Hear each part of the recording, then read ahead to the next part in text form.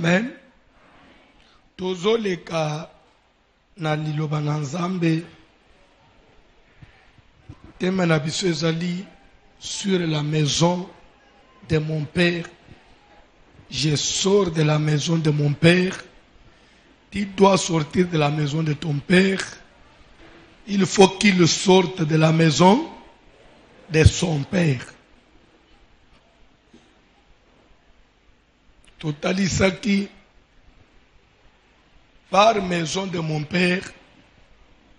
Tozo mona nini. Tozo mona toute une généalogie. Tozo mona histoire mobimba ya famille. Kubanda musisana yango. Eza na makambo. Oyo batu bakoki kosala lelo et etikali de génération en génération. Ezo kanga, ezo compliqué via ba génération ezolanda. Parce que Nzambe alia via mwana na musisa ya bimeli na libota na ye.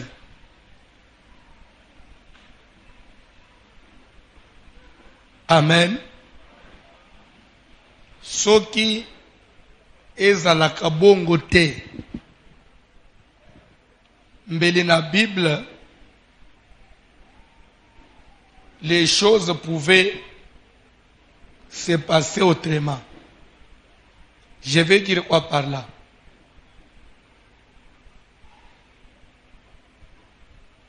Jacob, na Genèse 49, atelemi azobanda kosaka likolo ya mwana moko. Azokoma na mwana na ya mine. Nana ebi quatrième fils de Jacob, il s'appelle comment? Akomi na Juda, mwana mine. Azoloba que Juda est un jeune lion. Il se couche comme une lionne qui pourra le faire lever. Pe ake na sokazo koloba que le spectre royal ne s'éloignera pas de Juda jusqu'à ce que viennent les Shiloh. Lingenda ya bokonzi ekokenda kamusika na Juda te kino Shiloh aya ko confirmer. Et Shiloh wana ezanan eza Jésus-Christ. Yoka sikoyo wana balobi na Juda. Il faut sikoyo après des siècles Yesu faut botam. Aya na mukili. Erreur moko esalemite. Que Jésus akende obimelata na libota na Isakar. O Jésus abimelata na libota na Zabilon te. Abimelata na Neftali te. Bible zoloba na Matthieu, Bible zoloba na Luc chapitre 1. Un homme de la maison de Lévi. Qu'est-ce que j'ai dit? Dans Luc chapitre 1, Bible dit que l'ange Gabriel fut envoyé dans une ville de Nazareth auprès d'une vierge fiancée à un homme de quelle famille? De la maison de David. Est-ce que vous comprenez? David, il est de quelle tribu? C'est la tribu de Juda. Mais pourquoi Yesu fobimela kaka la tribu de Juda? Parce que la prophétie, la promesse avait été faite à la tribu de Juda. L'ande bien. Toujours que ne malem. Yesu asabotami mage bauti depuis l'Orient bauti bakomi na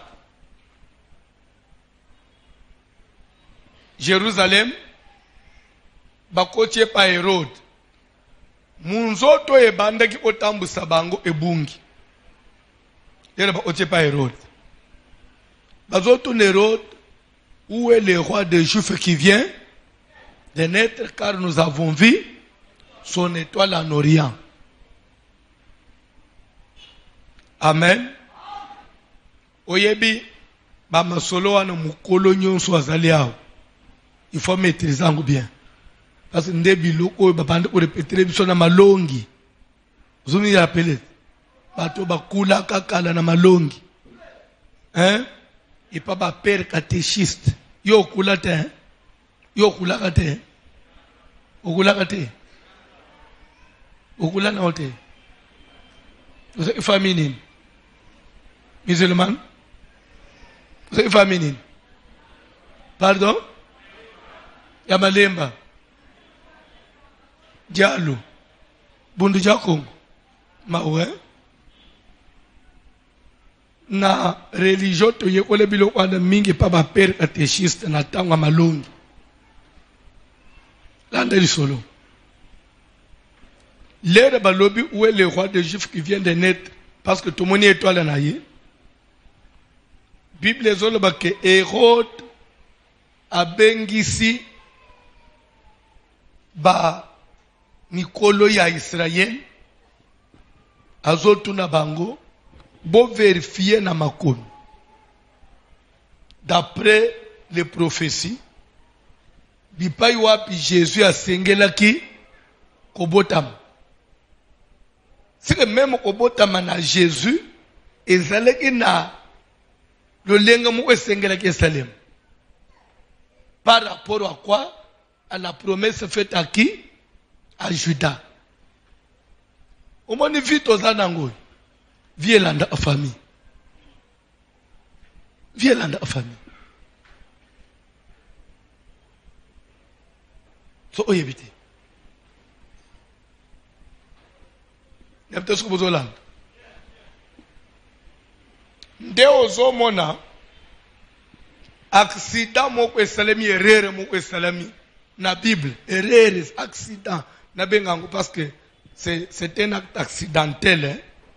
Bana na Israël batbandi kutungisa nzambe pese biso roi biso petro ngito kana na batu nyonso toza la pena mukuzimu okonza alikolo na biso nzambe lobe bolingi roi nazo pese bino nzamba pese ba premier roi za inani Saül azaki ya tribune soko landi tribu de Benjamin na Bible eza tribu ya batu bitumba batu mubulu batu ya désordre.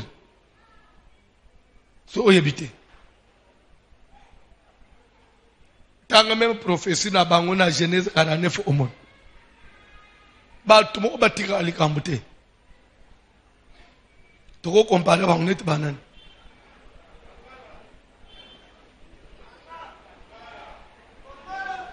Na Kasai toko comparer bango net na banane. Hein? C'est boyebite. Te boyebite. Te boyebite.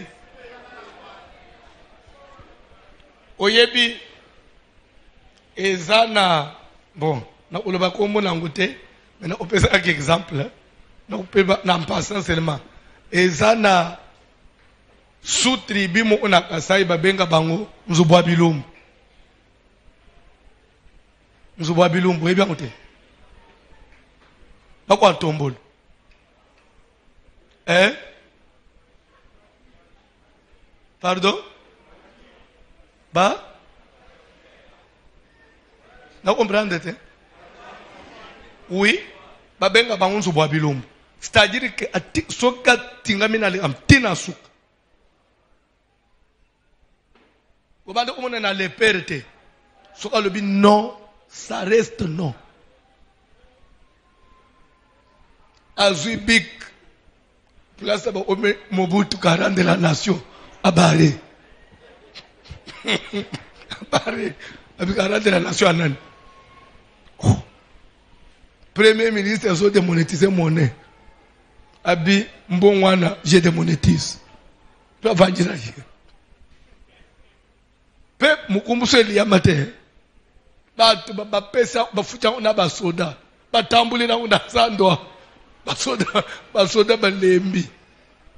Bon bref, tout le monde. Amen. C'est que dans chaque province, ça la mo sous tribu à modèle one. Net na bandundu banene batu ya matata. C'est oye mi bandundu biente. C'est que boye bogende oye ko lesus. Bref, uzolanda pouvoir ekeko kweya na tribu de Benjamin. Saoul a bimi na tribu de Benjamin. Mais où me l'a été? Mais les récoltes na tribu de Juda. Bah, erreur peut s'allumer na tribu de Juda. Mais pouvoir est longueté. Pourquoi? Parce que il y a Makila. Au moins, c'est pourquoi au moins même na Mukiliawa, mutu muswa za païen. A luki ata délivrance te. Assemblée mais banambung. C'est ça ndenga famille anda baso ambongo na facilité. Bino famille na minopo teka mbongo kala bobo yango. Donc mwana alandaka famille oya bimeli. Même si le plan prophétique de la Bible. C'est pourquoi Keba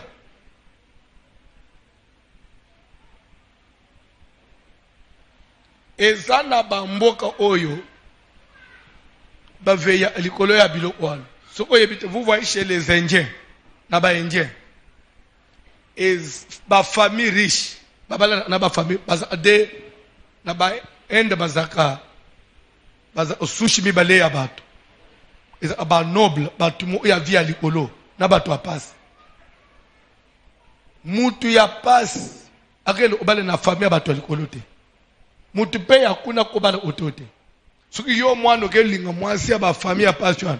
Na famille bako bomayo. Usote ba benga balungulio na famille. Pona nini? Oyo omema il a passé. Parce que c'est dans le sang.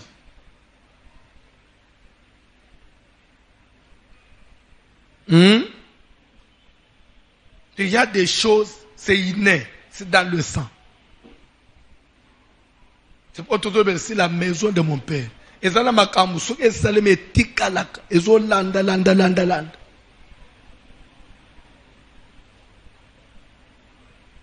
Ndeo zo mona lelo, mukile komina ba problème belé. Ba problème komina mukile ba confusion côté mingi. Pona nini? Parce que les gens n'ont plus de principes. Les gens se marient en désordre, en désordre. Les gens font les gens c'est n'importe qui et pèse confusion. Rappelez-vous, dans la Genèse, Bible dit Nzamba diminue bambule ya bato. Parce que bana na Nzamba bakende bana na bana ya bato. Bana Nzamba kenzo makila bana bato ba meme pa Nzamba. Ndozo kome Nzamba zolo baki ukoba le bikolo wana te. Atole binona ko bongo la bite. Ko bongo ma ya mutu eza face te. C'est dans le sang. Ndozo mona bazolo baki léopard a changé à batachité. Éthiopie a changé à posoté.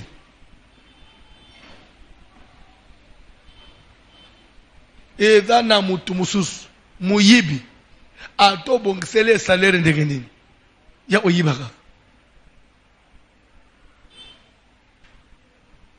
Na betele bino lisolo a mama moko. Azine espère muyibi ya osanate. Bazo futela na lupango. Yesu ika muninga uzaji stile ubimi atana balabala. Fokota atana izeno no yibelo umoko. Bimina akina ngwe panayi. Maintenant, voisine mu bazo solola, voisine balu akena sim. Sukiya kanisa ke nasima ko umele. nzo ande na sima pa zo ende po umelete azo akantine mu obabosana ya tele ka bolo ba akena sima malmo koti na cuisine pe atala boy amonele ote boyele ote pondu na moto ezotoka metelema ke ya za muyipi kande sali ngana ko bi mama ko opamba te ngana ufona yibi me akoyiba nini pondu ezana mu beso ezotoka atala boyele ote na kanda wana zwika bidon ya 5 litres ya mafuta mbili afunguli busho achena munoko abenji mafuta na muno akangia tibi pos moya bi na bidon ezate akuta mbale mama mwana pa atala bo mwana mwana zoya ngabi mambangu na cuisine mamwana pe ida mabete bita muso yaki oluka ngai akasena sana cuisine ndamoni ngati natuni ngayo oya kutuluka nga so moya lo bezate azana mafuta na munoko na lo banga yo likambo nini no biteka baje abete bwe pwa mafuta sopa nini limbisa ngai muteme tinda ngana yibi tolo bana mafuta na muno umuke boy ulimusala na munini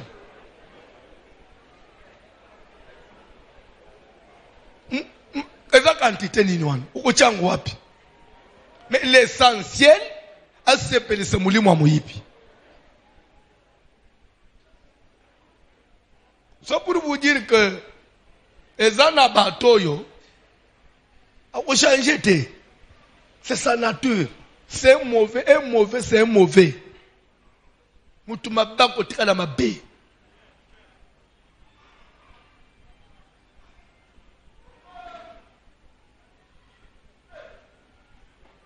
bato ebele bazo souffrir na mabala lelo parce que kende osala confiance na elongi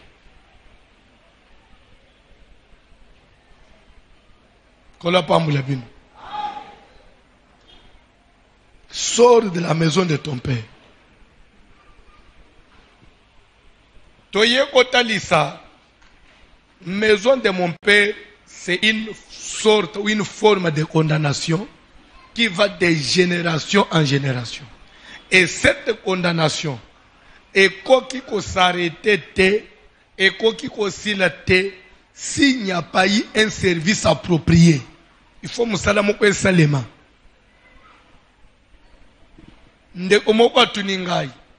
Hier, parmi les questions qu'on m'a posées, Atuni, comment Josué a maudit Jéricho. Alors, il maudit soit devant l'Éternel, l'homme se lèvera pour bâtir la ville de Jéricho. Il en posera les fondements au prix de son premier-né et les portes au prix de son fils cadet. Alors, Yel de Bethel a posé fondement sans le savoir à Koufeli Mwane et à Liboso. Jour à Koufeli Mwane et à Souk. Est-ce que vous avez l'anda? Nda yebisi atulinga boy. Omoni makambo ya Jéricho quand même. Lere kaka yela Koufeli bana likambo esili sans expiation. Mais comment est-ce que Saoul ye faut kaka bana tibako faut pas faire l'expiation. Pourquoi yele ba faire l'expiation te? C'est qui t'a menti, qui t'a trompé. Quand bien même yela Koufela bana mi balé. Mais parce que malobese bima el ola mabele wan. Ko Koufela ya bana saki tumbu. Mais expiation malobo isila kate. Pour preuve atabane ya yela ba kufa ndenga Jéricho alobak. Ndenga Josué alobak. Jéricho etikala ana problème. Expiation ya Jéricho ye ko selema na Élysée. Jour où c'est un plan neuf, à que boire comme mungo na source. Ndembo kwa nebongi. Malgré pas tout ufaki.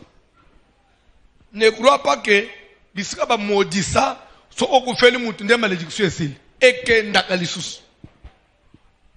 Nde atuninga mais pourquoi na Saül est sur imbalamu. Mais d'abord, kokufa Saül a kufiye na ban mukolomoko.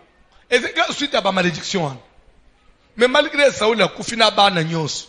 Expiation est limitée. Parce qu'on peut même dire que Saül est mort dans le combat, na Jonathan na bana nyos, il fallait ici là. Mais il faut répondre le sous après. Ti David avec quoi ferais expiation. Au moins Moussalo. Vraiment réussite nango souka nango.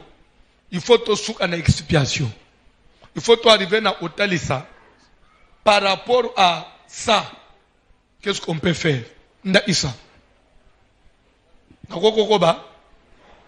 Hier, j'ai parlé sur le vœu et les engagements sacrés. Bipa iba viola engagement. Bipa iba respecta vœu. Parce que ce qu'on lingo lande le point wana, ba famille nyoso to utia. Il y a eu des engagements sacrés. Il y a eu des alliances que les gens ont contractées. Ce qu'on y évité. Nzambe azo sololana Abraham azo ebseke. J'établis mon alliance entre moi et toi et tes descendants après toi, selon les générations. Abraham azaya nenin. Abraham azaya siècle nin. Malgré ba siècle na ba siècle leka. Alliance et Abraham et Saranin. Ezo koba. Ti Yesu Christo. L'era botam. Jésus a été circoncis au 8e jour. Comme tous les juifs. Parce qu'il avait aussi le sang d'Abraham. Jésus devait être circoncis. Mon esco place aux autres. Comment il a sang d'Abraham? Parce qu'Abotamina Marie, Marie a Zamouyot. Sauf qu'il n'y a pas eu mélange, il y a moi, Sinamobal. Pour accomplir la loi, il y a une humanité battue sur Babotam. Mais d'un côté, Abiman Anzoto abattu parce qu'Abotam en amoise. De plus le Ayemba, Jésus avait 20 combien de chromosomes? Pardon? 23 chromosomes. Parce que Totanga na biologie, que l'homme donne 23, la femme donne 23, et l'homme a combien de chromosomes? 46. D'après lui, comme Jésus était né seulement du côté de la femme, c'est que lui avait 23 chromosomes. Bon, ça n'engage que lui. Hein. Ça, c'est la science. Mais la Bible le met d'un côté. Au côté, il y a une église. Où Jésus avait 23 chromosomes. Une église. Ce n'est pas dans la Bible. Mais, dans des réflexions, ça, c'est passable. Je ne peux pas les condamner à 100%. Mais, ce n'est pas biblique. Ça ne peut pas être prêché dans l'église. Jésus avait été circoncis. Mais, pour circoncision, il y a Abraham et il y a qu'au perdre. Parce qu'actuellement, la circoncision d'Abraham, même un juif, actuellement un juif converti, s'il ne se fait pas circoncis, il ne va pas mourir. Il ne va pas mourir par rapport à l'alliance. Un juif converti au christianisme, s'il ne se fait pas circoncire, il ne va pas mourir. Pourquoi? Parce que Jésus a déjà versé un sang plus précieux que le sang qui coulait à la circoncision. Parce que par rapport à la circoncision, qu'est-ce que Dieu visait? Le premier n'était même pas d'être circoncis, Dieu visait le sang. Parce qu'il savait que quand on circoncis, il y a un sang qui coule. Alors c'était un lien du sang. Lien vous allez perpétuer à travers le sang. Parce que tout le monde a été lié à Abraham à travers le sang. C'est pourquoi on peut comprendre que même l'air, il fallait expiation, Salem pour Saül. David a tout avec quoi ferais-je l'expiation? Qu'on nous donne cet homme d'entre les fils de Saül. Quand on dit d'entre les fils de Saül, en d'autres termes, pardon? Qui ont le sang de Saül. comme lui il a fait couler notre sang et qu'il n'est plus en vie, nous voulons aussi que son sang coule. Amen. Je voudrais qu'on nous lise la Bible, parce que j'avais dit, je vais un peu, tu peux parler du sang, avant tous les cas. Donc, autant que la Bible, tout autre élément.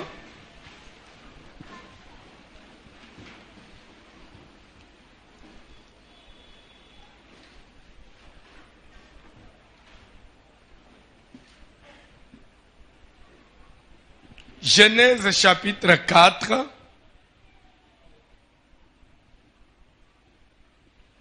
versets 8 à 10. Genèse chapitre 4, le verset 8 à 10. 11. 8 à 11, s'il te plaît. Le verset 8 à 11, nous lisons au nom de Jésus-Christ. Cependant, Caïn adressa la parole à son frère Abel. Caïn a bimisi liloba a lobina ndeko na ye Abel. Mais comme ils étaient dans les champs, mais lokola bazalaki na elanga, Caïn se jeta sur son frère Abel et le tua. Caïn amibwaki likolo na ndeko na ye Abel pe abomiye. L'Éternel dit à Caïn, Nzambe alobi na Caïn, où est ton frère Abel? Wapi ndeko na yo Abel? Il répondit, Ayanoli, je ne sais pas. na yebite. Suis-je le gardien de mon frère? Ngainde mubateli ya ndeko nanga. Et Dieu dit, Nzamba lobi na ye, qu'as-tu fait? nini osali? Caïn likambo nini osali? La voix du sang de ton frère crie de la terre jusqu'à moi. Mungongo ya makila ya ndeko na yo ezonganga koutamela na mabele kino epa na ngai na likolo. Maintenant, Sikawa tu seras maudit de la terre qui a ouvert sa bouche pour recevoir de ta main le sang de ton frère. Sikawa okolaka mamabe utamela makila ya ndeko na yo na mamabe na mabele o efungoli munoko pona oyamba makila ndeko na yo tozo vanda. Lande bien, pesanga matoi pendant quelques minutes.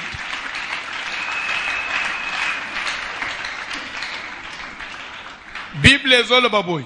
Cependant, Caïn s'adressa à son frère Abel. Il se jeta sur son frère et le tua. Pourquoi il l'a tué? Comme ils étaient dans le champ. Ça veut dire quoi? Pourquoi il faut pas le comme ils étaient dans le champ? Bible, langage nyons. Il y a une pensée cachée. On dit comme ils étaient dans le champ. Caïn se jeta sur son frère et le tua. En d'autres termes, ça veut dire s'il n'était pas dans le champ, il n'allait pas se jeter sur son frère pour le tuer. Ce qui a occasionné la mort, c'est parce qu'ils étaient dans le champ. Est-ce qu'être dans le champ, c'est mauvais? Et pourtant, ils ont eu Moussala Nabang. Non. Ni Nizamba Lingalo Baplasoir. Du fait que Bazalaki dans le champ, Bazalaki isolé, Bipaiwa Moutouako qui peut intervenir. Soki Bazalaka Namboka, Bipai Batu Bazalaki, quelqu'un pouvait intervenir. Mais ils étaient dans le champ, Nazamba, Bangoumi Bale. Ça veut dire quoi? Ne donne pas l'occasion à ton ennemi de te faire du mal. Ne te livre pas à ton ennemi. D'abord, au soye bike ngaina ya yena ngaye simba kate. Pourquoi il faut pas de la naye bino mbale na zamba?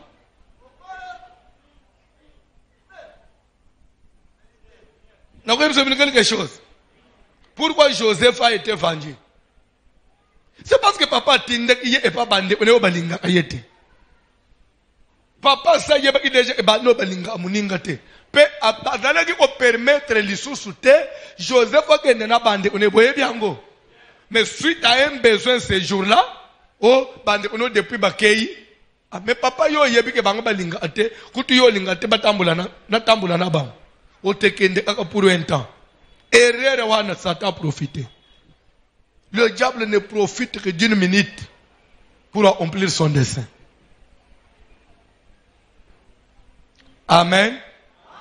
Comme ils étaient dans le champ, ça veut dire qu'ils étaient à un endroit isolé où personne ne pouvait intervenir. Et de deux, il s'est livré à son frère parce que ici comme moko, apesane ta pesi occasion. Nda isa muto aluka kayo, aluka moyen au salon mabezate. Un jour au tindie kende osumbela ngai loko. Omi livrete. Un jour bo utamine na fête na mesa moko. Omi livrete. Comme ils étaient dans le champ. C'était une occasion pour Caïn. Et il se jeta sur son frère et le tua. Je vais enrichir encore pour vous comprendre place bien bien. Natango Amnon a violé Tamar. Vous avez dit hein? Wana tozali na 2 Samuel chapitre 13.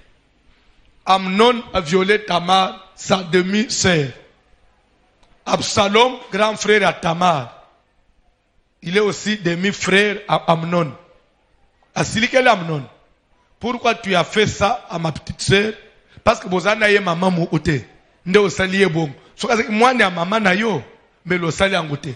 C'est que osaliye c'est osani nde nangai. C'est que d'après toi tu as trouvé que ngana osaluye lo ote c'est pour osakane na leki nangai.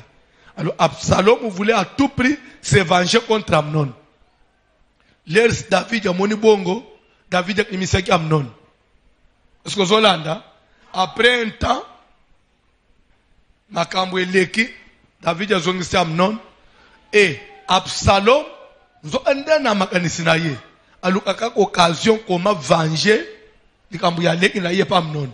Il va organiser une fête, et lors de la fête, il va demander à son père, je voudrais que la fête, nani azala, Amnon azala.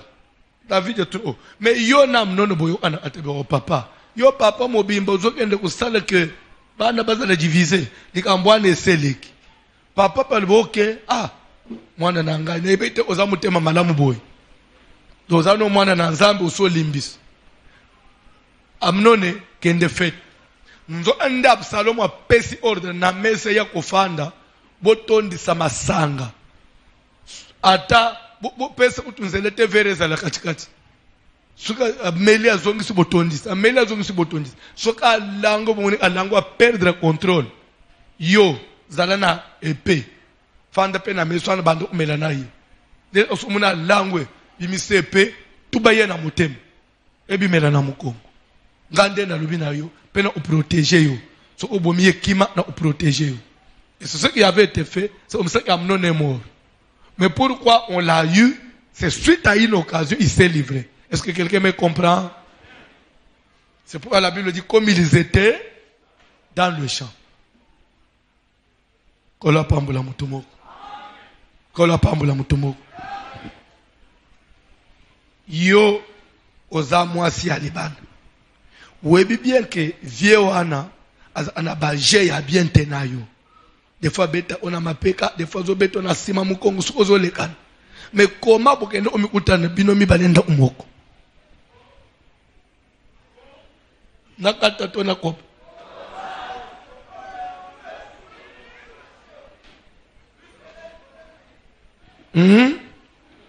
Oh non, alors baki na ngai nakende ulef saye biloko ndalo baki nakende na biro nala isaye asepele na marchandise na tekaka lesko na comprendre te le kana za na biro so na bani ola isaye passepartout ba chemise le razota na balamu na stuka papa asaka nga iporte atabino moko après nga pe na comprendre te ndeka makambo ye osalemba.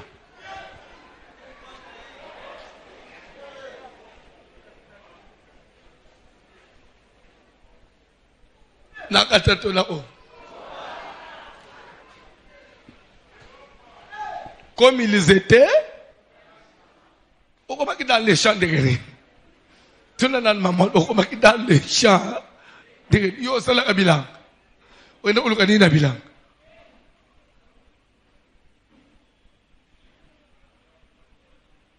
il se jeta sur son frère et le tua. Dieu dit, Caïn, où est ton frère? Pourquoi Dieu doit demander à Caïn, où est ton frère? Est-ce que Dieu ne savait pas que Caïn avait tué Abel, qu'Abel était mort? Dieu ne savait pas que Abel était déjà mort.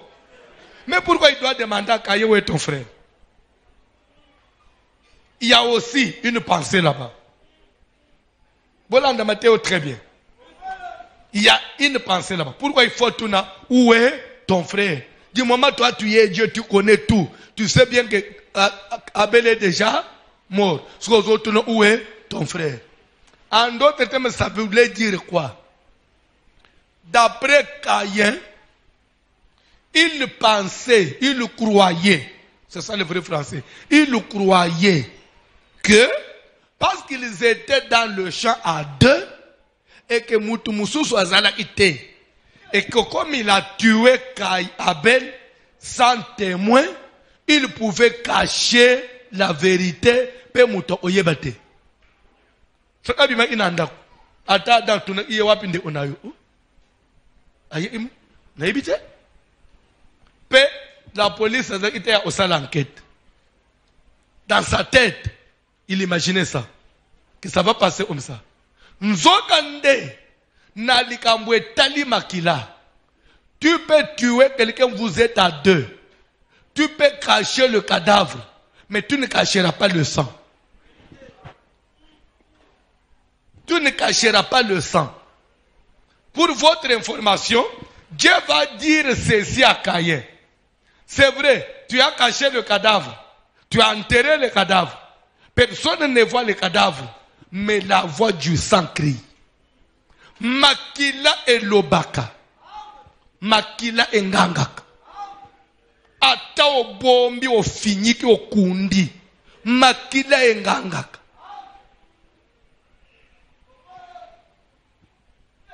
Mwenongo fanja. Makila nyoso so simba. Engangaka.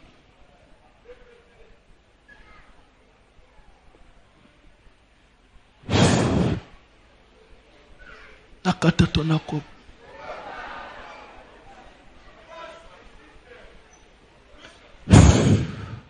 Pema.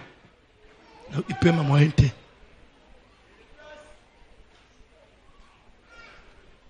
Dieu dit la voix du sang. Nde omo ebisingai.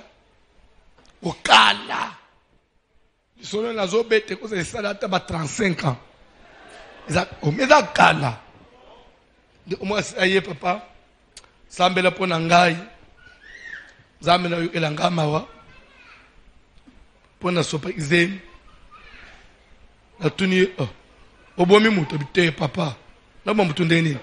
Eza ina encore une semaine, eza ina makila pamba. Eza une semaine. Nde na fungolele place.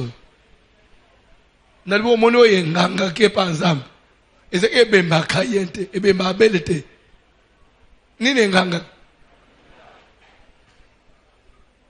Vous comprenez? Frère, vous comprenez? Oye nganga eza ebembete.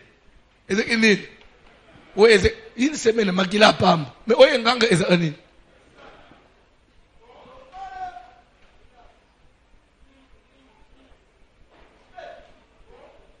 Nanda unabina libala omwana zana muke uzizeme obota mususu bawe oseka biso obandi deba mwasira mbali kende olongola na olongola te kende so olongoli te oboko lango yo moko mama pa moni ba problème te to éviter problème accueil à longoli.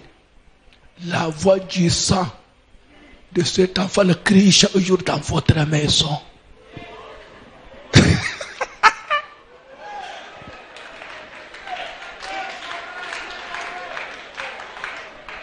So ibobi milelo bosolula makilawana enkankaka de la terre jusqu'au ciel, jusqu'au ciel. Nakata tona koba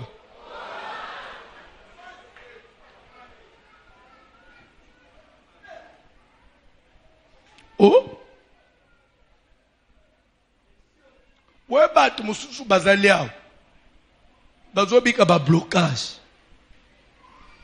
misala ezokufa makambo ezosimba te chaque fois que yozofukama na se nzambe opesinga bana na kubokola bana ondenge nini ndo osikomakila wana pezo nganga wana nde bana udingo bokola bongo nga yoyo sopaki na desmen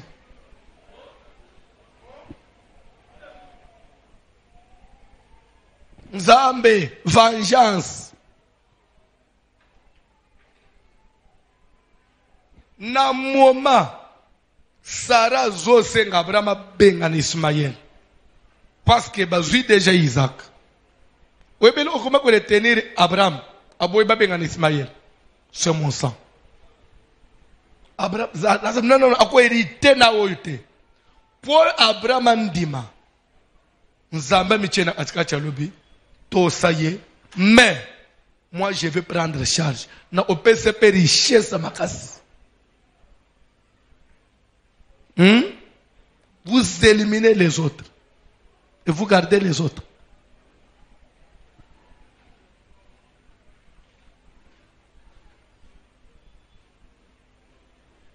Dans place wana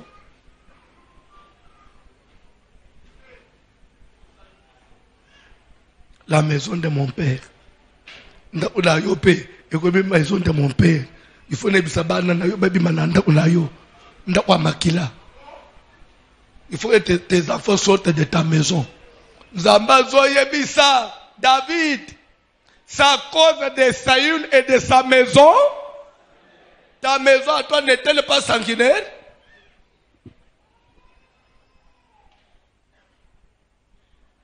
Dans ta maison, le sang n'a-t-il pas été versé?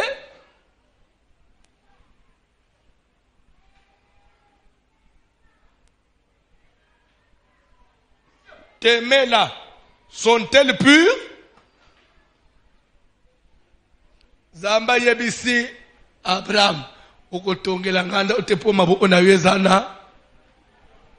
Maboko na yezana. Papa tozo solola, nini na yo? Bo répondre nga maboko ya David ezeki na nini? Tombola maboko. Mutu nyoso tombola maboko. Eza pure beza na makila. Soki na makila kitsa. Kitisa. Kitisa loki. Ewe okata na pam. Ewe uzambasu. Omone ko kitisi yo mo mbango. Maboko ya makila. Kitisa. Le sang est sacré. Oh, bazo tangela la parole de Dieu.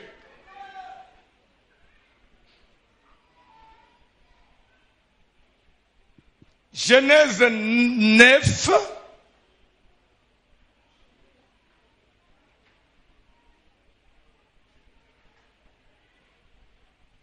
Vous avez un verset.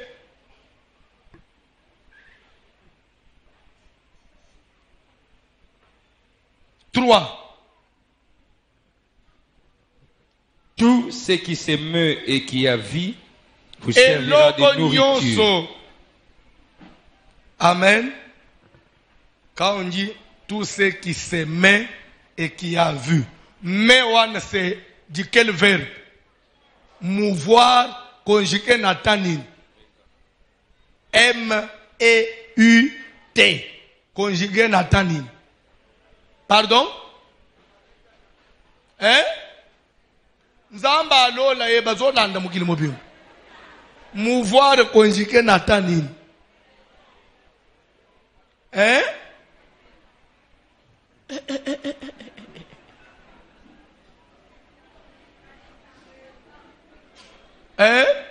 Tanin. Devoir à domicile. L'obito obandelawan. M-E-U-T. Ça vient du mouvoir, mais natanin. Pardon? Tout ce qui se met, donc tout ce qui a le mouvement et qui a vie, vous servira de nourriture. Tout ce qui bouge, tout ce qui se déplace et qui vit et le oignon se zo bouger pesana vie na katinaye et ko servir bino na nourriture. Pourquoi nzamba zo le beloko na Genèse 9 na ko ba isa parce que à la création quand Dieu a créé le monde, le ciel et la terre, il a créé l'homme et tout ce que vous voyez, vous connaissez là. L'homme n'avait pas droit de manger la viande. Vous voyez bien, à la création, l'homme ne pouvait pas manger le poisson, l'homme ne pouvait pas manger l'oiseau, même pas un animal. Moussouni, où est moussounité? Moussouni liya makan. Moussouni koti na nourriture ya mutu. Après alliance Noé à Salinanzam, après le déluge. Batunion existait avant le déluge, l'homme ne mangeait que les fruits et les légumes. Depuis qu'il est banda. Netu yo muto lele misunyoy. So ko ina tangu ya Noé avant Noé, mais le bobat. Obi ko boba. Parce que ça batu mususu, Yesu ki musunyeza te uliete. Azolie misunyi na sanyi onje akanakia alinga misunyao azolamba azolia na nsungu tolo banana même ba mama na bisokala le baba nde omeka sauce bazo omeka sauce apamba bazo omeka na musu ba mama mi ole bazo omeka sauce na morceau. Ah non ba papa il faut to sala pétition to osana parlement bazo lekele biso okuta lokolo mobimba soso na sanyo na omeka pena kwanga zo ande kolia mobimba yangwana asidisa bani olamba malembe po ya sale déjà on sala ba manœuvre mbala suka bomeka asupu apamba peso ba mama bazo ochaka lutu ba beti na lobo oboy basali boy. Mais bino boko mikozo musunyo zo mek. Komeka asuste. To pe isi am. Bolandi. So o mek musunyo sali sum. O sali ve. To sali alliance. To yo kanite. O boy alliance. O ngo mek amusun. Après Noé, les Noé a tombé l'inzambé, par sacrifice, n'zamba ba ici à lobby. Désormais, j'ajoute à ta nourriture. Et l'oignon c'est dans la vie, paix boujak. C'est-à-dire, oiseau, poisson, nyama, tu peux maintenant, ba insectes, ba makelele,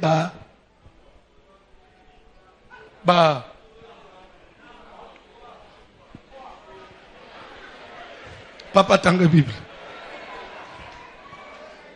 Tout ce qui se meut et qui a vie vous servira de nourriture. Vous servira de nourriture.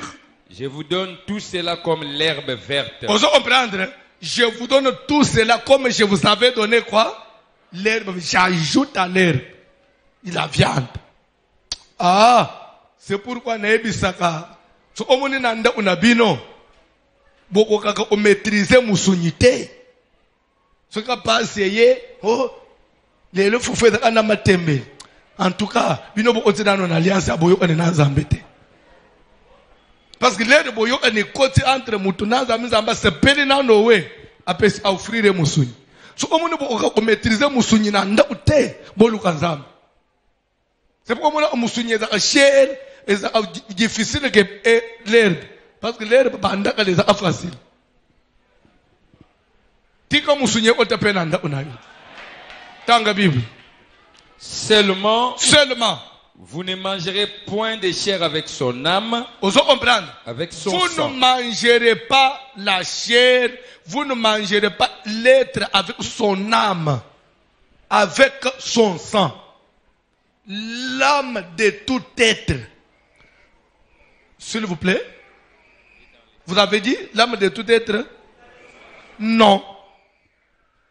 L'âme n'est pas dans le sang, mais le sang c'est l'âme. L'âme de tout être c'est son sang. Voilà, bien, je vais évoluer. Vous comprenez?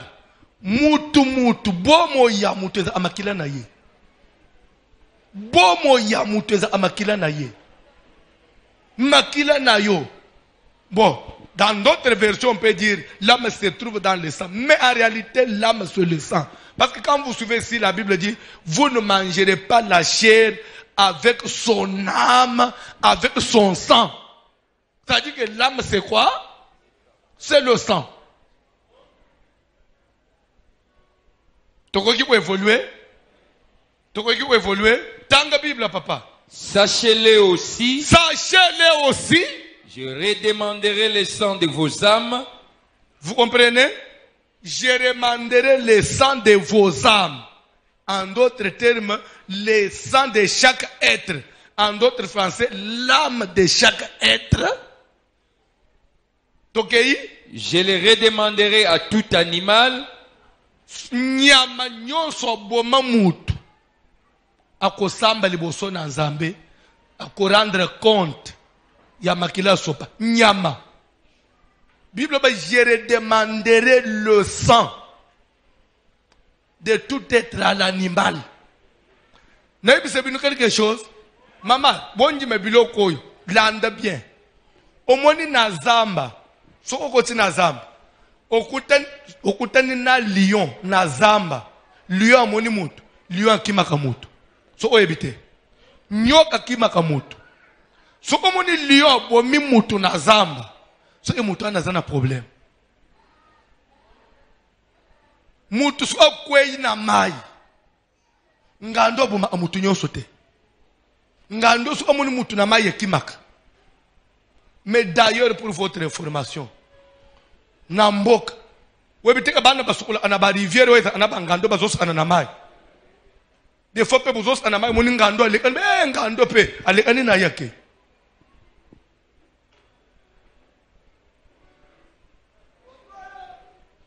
Et c'est pourquoi demander na mikolo ba ibisabino. Ngando akangi mutu obomi mutu. Okomona suki batu baye na rivière ba beleli. La kisaye ngando tomboli. Après akitis. Babeli soit ici deuxième fois akisi akei. Nyama bomaka mutu pamba te. Pourquoi? Parce que nyama yebike suki na bomi mutu na kosamba. Na kosamba. Suko moni nyama landiyo mitala. Soit aux ana likamuna mutu, soit aux ana liwana yo ya famille zolanda yo. Et souvent banyamo batu na bazamba na bamayoan. Eza banyama normal ya nzambe te. Eza batu bandoki bami transformer. Ayesu forma nyama. Parce que nzamba zo bisa nyama. Soko bomi mutu na kure demande o makila ya mutu wana. Oko samba. Nyama ndezoba. Abu mayupoke no omemangambwe pa nzambe. Keba na vie yeba place ni zoche lokolo yango mona amutu mususu boke na marche eza batebele mais pourquoi pas le perdu fait kaka yo oh to bima ina marche après ça c'est juillet les babwa ki maya moto les linga ki maboye nde soda mo kalandie ne omokwa bengi ngai kana couvre feu alobi papa na kiti na moto na kota na ndako na tala na sima ba soda na telema ebite etomi 23h ngapele ndako ngapemeli bongana telema babele telema yo abina banyimbango. Parce que nous déjà porté en dehors. Bang pe babanyi olandanga. Abi moi terrasse amke na luboso lupang pona sauter. Papele na zo sauter à terrasse na kwei na ngam. Faux mouvement bassin bukan. Bassin. Basoda pe ba munibongo bakimi. Hey, zambe na kufi. Basoda bakimi. Le tabato alpamba zo ba memande. kota na hôpital bassin bukani biteni mibale na elo omkwa muke na tuniye ba soda ya couvre feu babuma amutu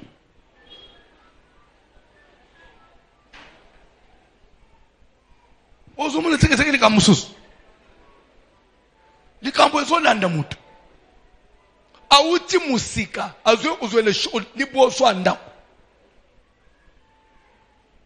au nom de Jésus. Omoni lene tozolo bana batu tukanga mananza mbeto sambela komone biso bazoba te mon frère sambela mukileza na makambo ebele bakolimusa yo boy mon frère balimusi yo bano batikali bazotela suki pe batikali kimia nete basade le côté na yo bakosi nyama simba ka mutu pamba te papa 6 verset na kata pone lelo 6 verset je redemanderai à l'animal nanu na mutu te nzamba zo ba nyama ubomi mutu ozana likamuna nzambe toke papa. Et je redemanderai l'âme de l'homme à l'homme. Je redemanderai l'âme de l'homme à mutu nyonso sopa makila ya mutu. Mutu nyonso simba makila ya mutu na yazo oba ko simba. Mukolo ya jugement. Milimo abatwane ekolitelema. Okomone bilongi ya batu nyonso na bakotelema na ngambo. Yo telemi na ngambo. Nzambe na katikati. Yebisa ngai asala yoni. Oh non, to bande wele le poste na musala. Okay, ole wele le poste ndo sala inini. Na chele ke poisson. Pointe ke lo poste. Ba o ya yeba na batkala ba souffrir ya ye famille. Ya yonde balia. Mukili bozo monoi. Tu peux faire tout ce que tu veux. La vie ne t'appartient pas. Mukolo batu aza. Nyokola batu. Ono ya pouvoir. Nyokola batu parce que toi tu as l'argent. Nyokola batu po yozana munduki. Fais tout ce que tu veux. Awo tozana Genèse hein, avant la loi. Awo tozana Genèse. Mubeku na lwete zamba zolba mutu nyonso sopa makila. Na kotuna ye ama ya mutu anekenda wapi.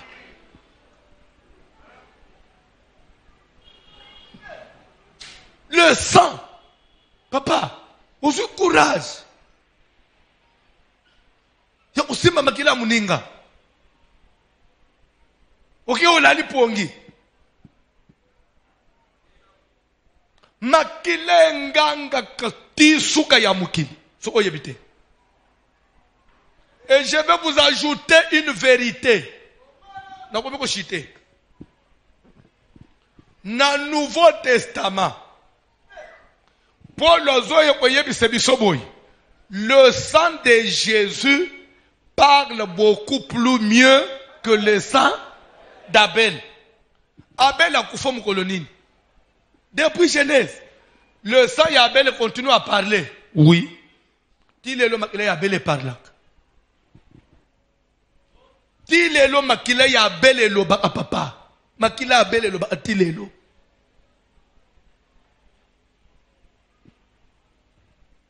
Mais Abel a kufone bandela mukila. Makila Abel ezonganga tilelo. La société, pourquoi parce que makila ya Yesu ezoloba malamu koleka makila ya Abel. Malamu wana ça veut dire quoi? Beaucoup plus mieux, pas le mieux que le sang d'Abel. Parce que quand Jésus était à la croix, bazo tubali konga bazo boma elo omoko esala inini makila na ma yesala nini esopana ki surtout batubi le batubi na motem bakati ba terre makila ya motem we motem eza a pompe et pompa et bandi ufu makile bandi otanga. Jésus azonganga Père pardonne-leur pour être bien le bazo salade. C'est-à-dire que makila ya Yesu au lieu senga vengeance na batu basopi yango mais sengeli bango pardon. Pone nini parce que yango esopana ki po mukilebi isam. Même makile nyonso mususu yo zo sopoi ekobi isanini. Makile ya belele sopani kaya bomiye ebani okanga nzambe oza wapi. Talende unangaya bomingai. Makile nyonso mususu ya mbatu et akizaka. Il n'y a eu que le sang de Jésus qui n'a pas accusé, mais qui a plaidé innocence pour Nabatouane. Et c'est qu'il y a pardon. Mais le reste, il y a sang et fundaka.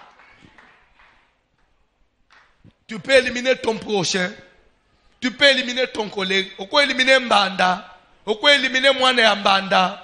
Tu peux éliminer Munguna Nayo. Tu peux sala nyons. Mais yebek attendez-le. Mukolo ya suka. Okomone bilongi abatwani otelem okosamba na ba koboba muteza usilisa likambote parce que le sang, l'âme de la personne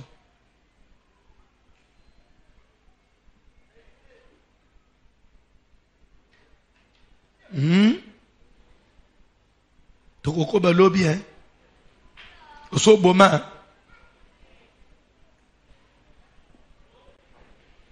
oso boma vous êtes faible.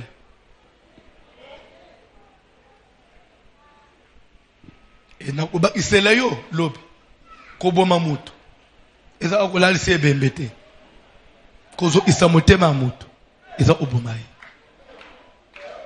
kolinga te na mukili mutu mokwaza la lela akana kombo na yo ngai loba nzamba azala te ye likambo te tozaka na se na moi hein. Toko koba lobi telema likolo. O mate ya mabe. Oh, telema likolo. Cantique s'il vous plaît. Cantique. Il y a des questions? Hein? Oui.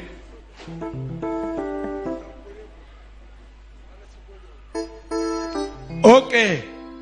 Papa zotuna ozo tambusa mutuka. Rupo otuti mutu na mutuka mutu akufi. Makilene ba otuna nani? Ba otuna yo. Ba kotuna yo. Makila na ye ba kotuna yo. Kolinga tena vina yo même na volant. Osimba makila mutu. Et d'ailleurs, soko yebite. Soko zana problème te, oko tuta mutu te. Pe mutu suka biminanda unazana problème te, bako tute na mutu te. Biloko anezala ndenge bitumbwe ezolanda chauffeur, na bitumbwe ezolanda mutu batuti, bitumba mibale tutani.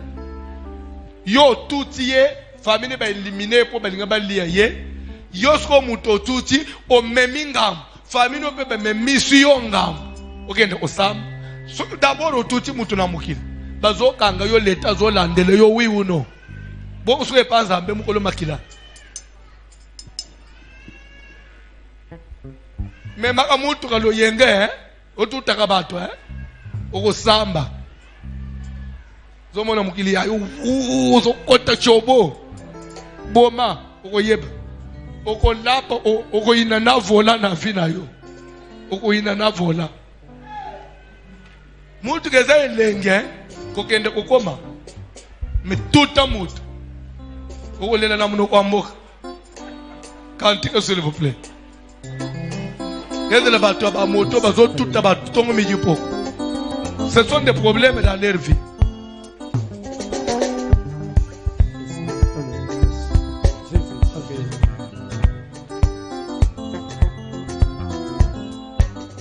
Botalanga misu mabe bondeni. Na tei mabe. Oh. Qu'est-ce qu'il y a? Papa. Kambolanga na bika Kambolanga ikolo Ekolo Yesu mosungi na papa.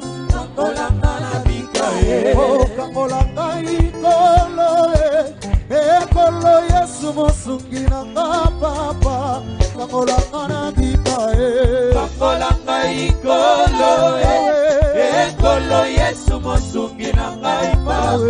kangolanga ibika oh kangolanga na minyoko kangolanga na masumwe kangolanga ipapa oh kangolanga na koma libre kangolanga ikolo ekolo Yesu mosungi na ngai papa kangolanga ibika oh kangolanga yawe kangolanga Yesu kangolanga ipapa oh kangolanga na bika kangolanga ikolo ekolo Yesu mosungi na ngai papa kangolanga na bika yawe na bika moi sembola loboko na yo bato nyonso bamona yango bakumi banjimi ba dangereux frère mo azotuna ngai alobi papa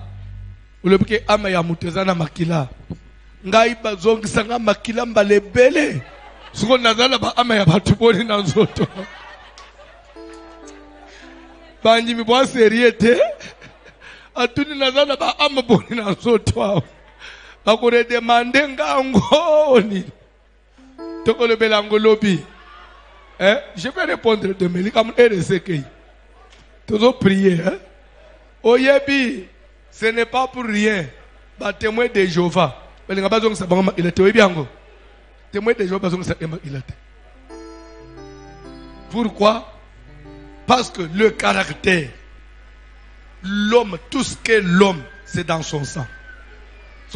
Même caractère au moins na makila. Au moins moi no alandi papa na bangwe. Azweni bilo kwanwa. Makila papa ezana nzoto na. Moyibi lokuta kindo c'est dans le sang. Mutu makasi c'est dans le sang. Maintenant de oluba changa makile bele. Nazana ba mélange boni ya ba caractère na ba âme. Lobi kozangate. Ozo sa la prière. Senga pardon pour le sang versé d'une manière ou d'une autre. Pour na bato zokisa ba makili no sang au simba au sopa. Oui. Si j'ai prêché ça, ce n'est pas pour te condamner ou pour te faire du mal ou pour rappeler les souvenirs de ton péché. Non. Mais au contraire, ils apprennent au même une expiation. Comment maintenant on peut faire expiation? Pour que Dieu te pardonne pour toujours. Parce que on ne peut pas être délivré de la maison de son père s'il n'y a pas eu expiation. C'est ça la prière. Seigneur, mawanayo na poko ya lelo et qui te sous le kolonanga. Pour avoir touché au sang innocent. Pour avoir blessé les autres. Boya ba ate même na mukili awa, même les toza iba payen. Okomona batumi ba le bazo bunda. Bazo pekisa bango bitumba bazo lingate. Bazo pekisa bango mais soka moko azo ibitumba sala ani. Ekatani yango moko. Mais pourquoi Moutazo ibitumbe katani? Le sang est sacré. Makile sopan. Mon habitumbe si. Keba.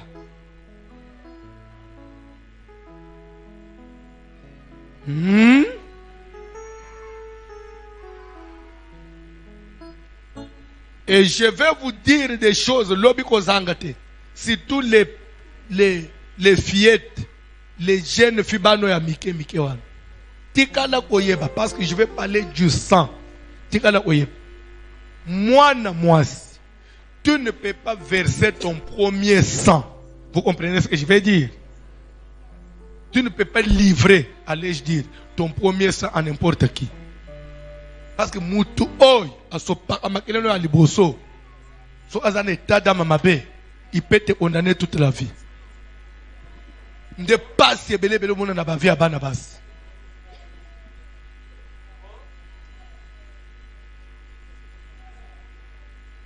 Pe batwa na balungwa na vie à Moutou, il était surtout na délivrance.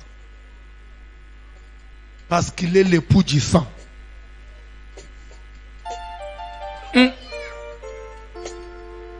Yayo ekende pa nani? O Mateo Nzambe, pardon. Tosengi mawana Nzambe, tosambele na kombo na Jésus. Éternel Dieu des armées, Zambé Nangouya. Olobé, venez à moi, vous tous qui êtes fatigués, chez moi je vous donnerai du repos. Zambé la miséricorde na yo nakati na bina ngai Seigneur. Pour toutes les fois na tosa ki maloba na yo te Jésus. Zambé la. Toutes les fois na segara ki Jésus na liloba na yo. Naso senga miséricorde na yo Zambé nakati na bomo ina ngai. Mawana yo Yesu masiya kita na libota na ngai. Mawana yo Yesu kita likolo na ngai papa. Nakokende pai na nani soki pai na yo te Jésus. Sokobo koyekela ngai mawana ni mususu mokonzi. Nazosenga mawana yo Nzambe na lola. Oh Yesu yo. Oh Jésus. Amikuti nazali mutu mabe Seigneur. Nazali te Seigneur Jésus akotele maliboso na yo. Nazali te Jésus akotele maliboso basantu pona morobakatina na yo. Nazokende kobelela mawana yo Seigneur. Nazosenga mawana yo Nzambe na lola. Nabina ngai papa. Toutes les fois Yesu makeza na batu. Basole la sena kombo na ngai. Ezana batu basole la Jésus butupe boy. Nikola kombo na ngai. Abetsa bango mababu. Asali mabe Jésus. Aye kobele la mawana yo Yesu. Donc il est écrit, je vous écris des choses, mes petits enfants, pour que vous ne péchiez point. Et si quelqu'un a péché, vous avez un avocat. Kozanga lobité. Nakoya kotaliso parce que je parle sur le sang. Nakotaliso pourquoi dans l'Ancien Testament, moi si elle est indisposée, pas seulement qu'il était interdit à son mari de rester ou de sortir avec elle, mais il était même interdit à son mari de voir sa nudité d'une femme pendant ces périodes. Tu ne peux même pas découvrir sa nudité pendant ces périodes. Est-ce qu'on a entendu ça? Est-ce que dans l'Ancien Testament et dans le Nouveau Testament, l'on a changé? Ou bien ça demeure comme ça?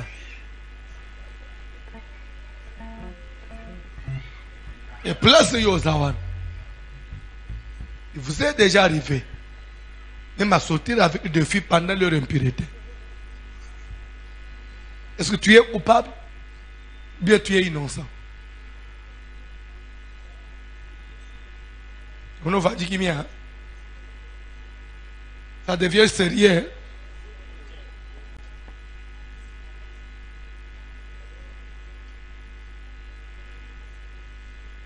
Belela makela ni suna vina yo. Sokola ngai papa na makela na yo. To sambele na ombo na Jésus.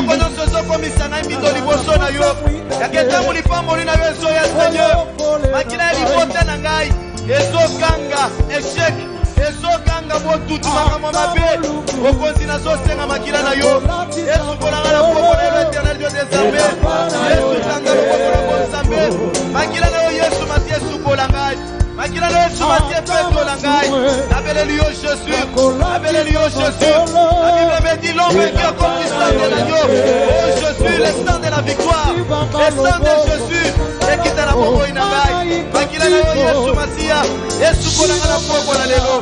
Pour finir, parce que tu as invoqué le sang de Jésus, je voudrais maintenant que tu fasses taire le sang de ta famille. Que tu fasses taire. Au Kangisama, il a famille no munoko. Pourquoi? Je t'ai dit que le sang fait quoi? Parle. Oyebi papa. Soko yebi te muneko to tambula a.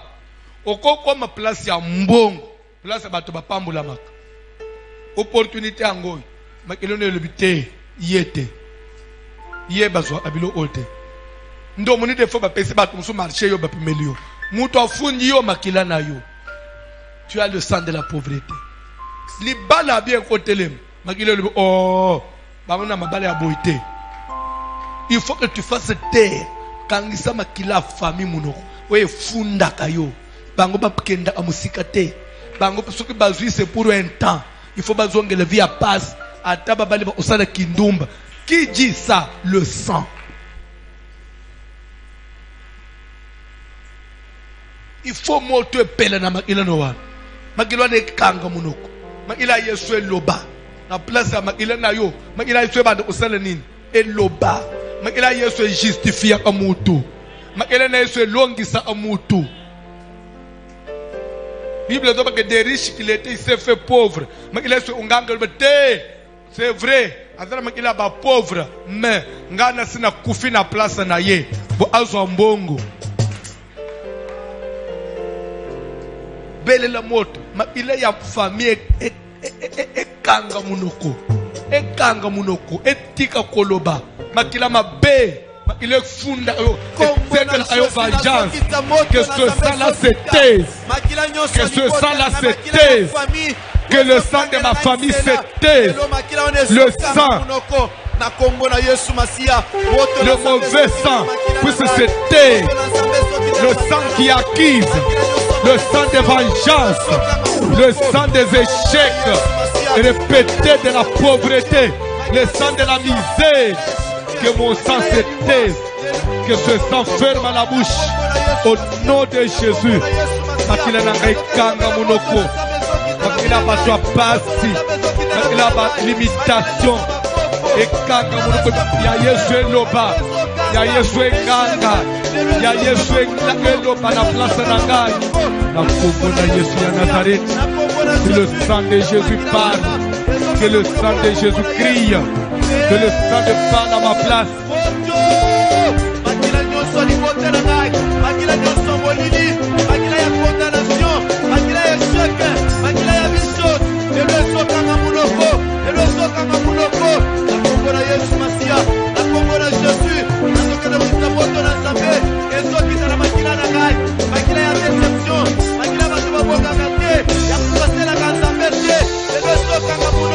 Au nom puissant de Jésus.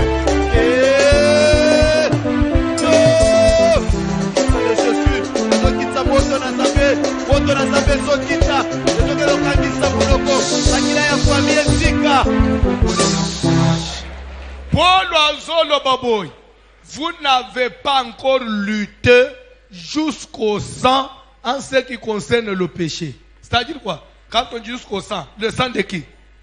Vous n'avez pas encore lutté jusqu'à votre propre sang. Il faut yomo lutter nanin. Na makila na yo. Makila na wane loba. Azam ye. Azam makila ba to ba mela kamasanga. Bible ba il faut bunda na makila na wane. Vous c'est te naza sumo meli masanga te. Yango te yo melaka. Il faut lutter ti olonga ya. Bipa yezo bendo te yaza andumba. Umona papa na bantu umona ba yaya na ete. Ba andumba. Il faut lutter na makila ti olonga ya. Vous n'avez pas encore lutté jusqu'au sang. lutte aux la superficie, il faut bunda na makilo longa makilo yayo ya mutu mususu. Accusation munen makila na biso. Nde mutu afunda ole boso anzambe. Au nom de Jésus. Simbo offrande to okoba lobi. Si on sentir bien, tu as presque une piste de solution pour arriver à une délivrance. Nous allons après Moussalo, au monde n'a pas patano et fungwa. On me sentir pepele, même na katina yo. Simbo franda mukuya balongi. Simbia déjà, et bisan zambe maloba. Travers le sacrifice, l'humanité tout entière a été sauvée. Est-ce qu'à travers mon offrande, Seigneur, obtenir miséricorde de Panayo, tout semble là au nom de Jésus. Semble bien quoi? Lundi matin, il te oboye.